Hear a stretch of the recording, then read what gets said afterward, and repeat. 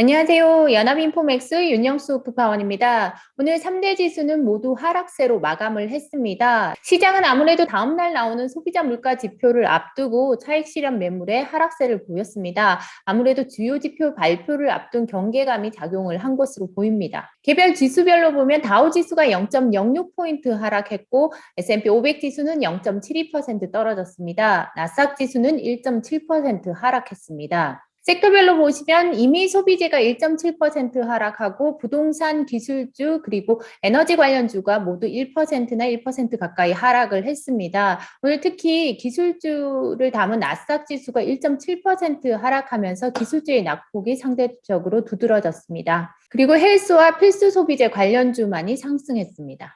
오늘 같은 경우는 엔비디아가 4% 이상 하락하고 AMD가 4.9% 떨어지는 등 반도체 관련주가 크게 밀렸습니다. 그리고 테슬라도 오늘 6% 이상 하락을 했습니다. 테슬라 주가가 5% 이상 하락했습니다. 12월 9일이 됐음에도 별다른 뉴스가 나오지 않으면서 실망 매물이 출회된 건데요.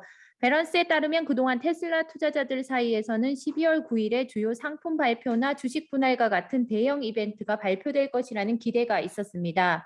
하지만 이날 아무런 뉴스가 나오지 않으면서 주가는 하락했습니다. 소셜미디어 상에서는 일론 머스크 테슬라 최고 경영자가 테슬라의 지분을 93만 4,091주씩 매도하기 시작하면서 이는 12월 9일에 어떤 이벤트를 예고한 것이라는 해석이 나돌았습니다. 한편 이날 미국 도로교통안전국이 테슬라의 차량 주행 중 비디오 게임 기능의 안전 문제를 놓고 조사를 하는 것으로 확인됐다는 소식도 주가에 부담으로 작용했습니다. 최근에 오미크론 변이에 대한 우려가 완화되면서 급등세를 보였던 이제 여행 관련주들이 오늘 하락을 했습니다. 카니발과 로얄 캐리비언, 노르웨이지안 같은 이제 크루즈 관련주들이 1% 이상 하락을 했고요. 그리고 유나이티드 항공 주가는 2% 이상 떨어졌습니다. 그리고 엑스페디아와 부킹 같은 이제 그 여행 예약 관련주들도 1% 이상 하락을 했습니다. 이날 아메리칸 항공의 주가는 0.5%가량 소폭 하락을 했는데요. 아메리칸 항공은 이제 내년 여름에 그 국제편 항공편을 축소하겠다고 발표를 했습니다. 보잉으로부터 인도받기로 한 787 드림라이너의 인도 자체가 이제 그 생산 결함 문제로 지연이 되면서 이제 항공편을 축소할 수밖에 없다라고 밝혔는데요. 이날 그 소식에 보잉의 주가가 오히려 1.6% 더 크게 하락을 했습니다.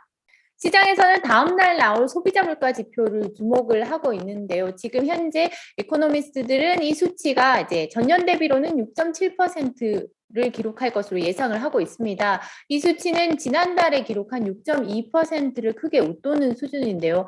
만약 시장에서는 6.7%가 나올 경우 이 수치는 지금 1982년 6월 이후 가장 높은 상승률이라고 합니다.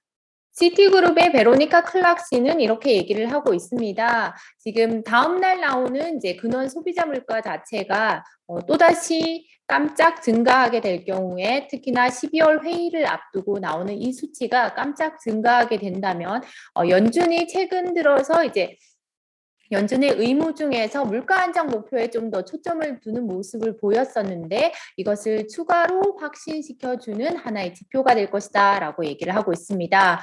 그러면서 만약 수치가 예상보다 훨씬 더 강할 경우에는 연준이 더 빠른 금리 인상을 통해서 인플레이션을 억제하기 위해서 행동을 해야 한다는 더 긴박한 어떤 그런 긴박함이 만들어질 것이다라고 예상을 하고 있습니다. 그러니까 연준이 더 빠른 금리 인상을 서둘러야 한다라는 그런 전망이 강화될 거라는 얘기겠죠. 지난 4일로 끝난 한 주간 실업보험 청구자 수가 계절 조정 기준으로 전주보다 4만 3천 명 줄어든 18만 4천 명으로 집계됐습니다. 이날 수치는 월스트리트저널이 집계한 전문가 예상치인 21만 1,000명을 밑도는 것으로 1969년 9월 이후 가장 낮은 수준입니다. 지난 20일로 끝난 주간 실업보험 청구자 수는 22만 2천 명에서 22만 7천 명으로 조정됐습니다.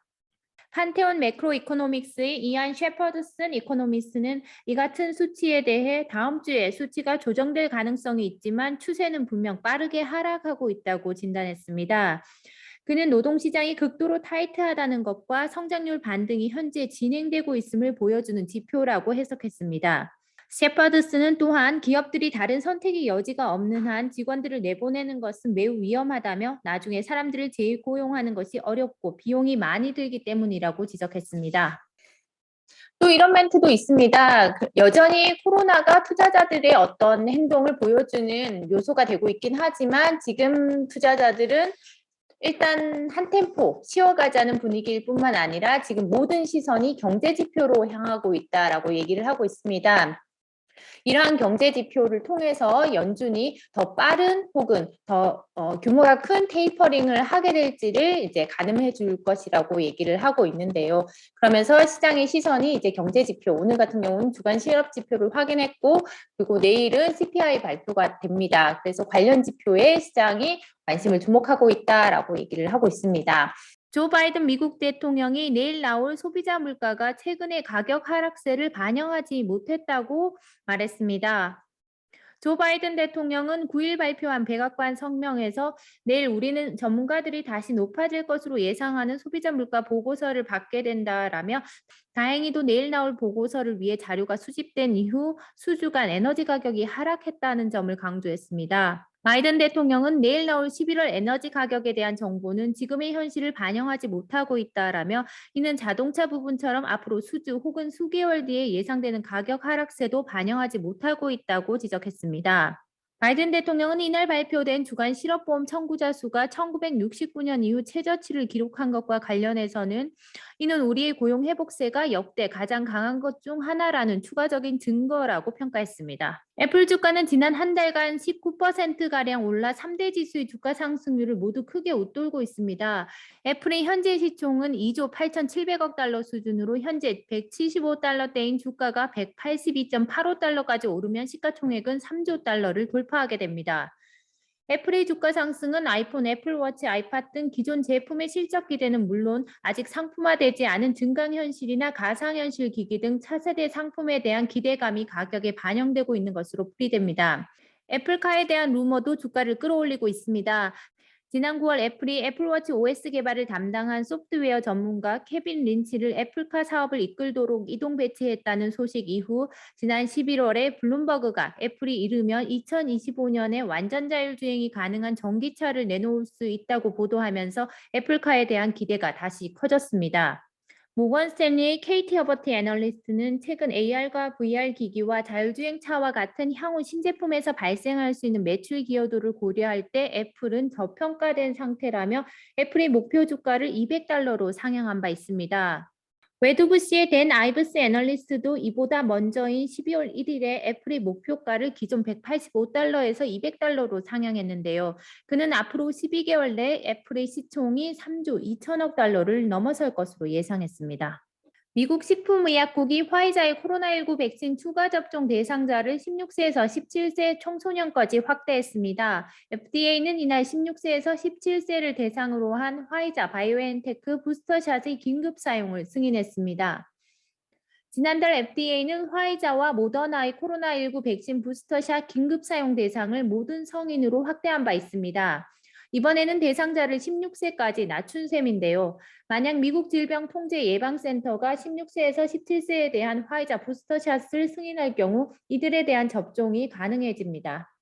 이 같은 결과는 화이자와 바이오엔테크가 예비 실험실 조사에서 부스터샷을 접종할 경우 오미크론 변이에 대해 중화항체가 기존 2회 접종 때보다 25배 증가한다고 밝힌 이후 나왔습니다. 네, 제가 준비한 소식은 여기까지입니다. 내일은 11월 소비자 물가 지표가 나오니까요. 관련 지표 갖고 다시 찾아뵙겠습니다. 감사합니다.